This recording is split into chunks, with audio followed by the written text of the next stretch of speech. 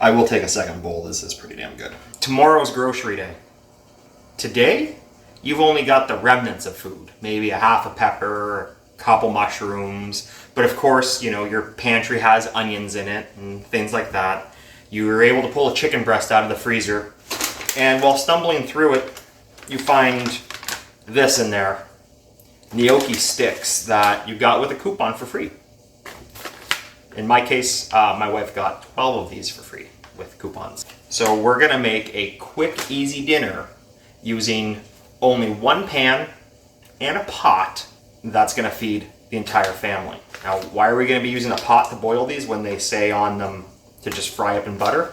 Because they also say to use them fresh. You're not really supposed to freeze these, but we did anyways. So we'll bring the camera over to the stove and I'll show you how to whip this out. I'm Executive Chef James MacInnis, and welcome to my kitchen. So I have all my ingredients pre-prepped because you've seen me dice onions and vegetables and chicken before. On my cutting board, I just poured some oil. We're gonna salt and pepper this chicken.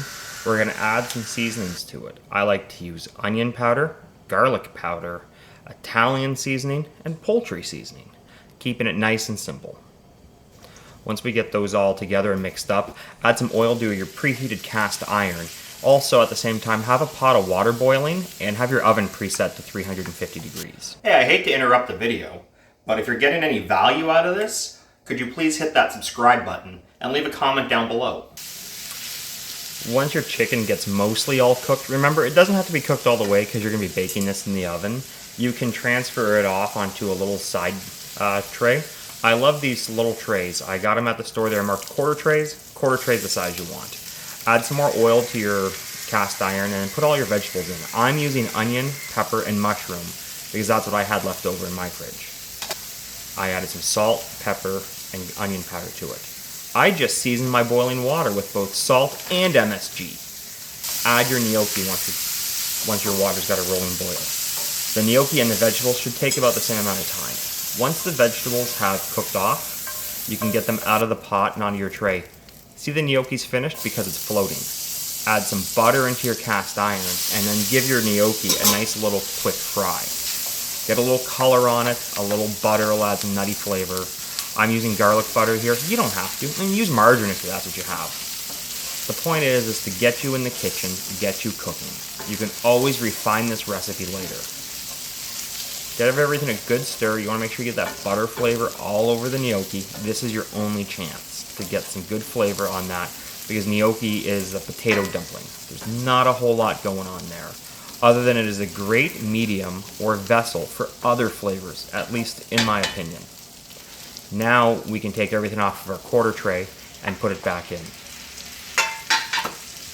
Give everything a stir to mix it up, so that way it'll be nice and random when you go to take bites of this. Once you're done stirring, add your tomato sauce. I'm using some homemade marinara that I liberated from the restaurant. But if you have canned stuff, you do you. This is, after all, a good tasting, oops, I forgot I needed to make dinner. I've got some pre-bagged shredded cheese that we got on sale, and I'm throwing it in the oven, 350. 10 minutes later, it came out looking like this. Let's put a scoop or two into a bowl, and because we're adults here, let's make sure we garnish this with some parsley. All right, so my total time was just under half an hour to get this from a bunch of raw ingredients into this in my bowl. Now, smothered in cheese, of course, you're gonna be able to feed this to any child, but does it have any sophistication for an adult?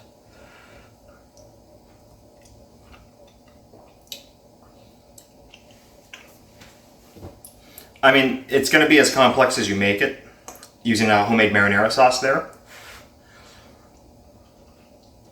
It's going to taste better than using a store-bought. Putting some seasoning on the chicken.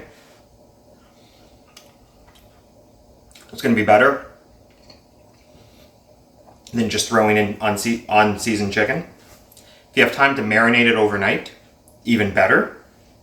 But if you have time to marinate it overnight, well, maybe you're not quite thinking of an emergency, crap, I gotta cook dinner tomorrow kind of dinner. But I am gonna say, we've had this 3 or 4 times over last winter. And it's definitely Definitely something that we like. I mean, this is the first bag of the long gnocchi sticks that I've used. The other ones were like traditional size gnocchi. But, I mean, you get the point. I mean, the point of today's lunch or dinner is not, this is a technically amazing dinner and the proper way to eat gnocchi. No. This is how using the stuff you have at home can result in a dinner that you're going to enjoy. I mean, dinners like this are gateway cooking.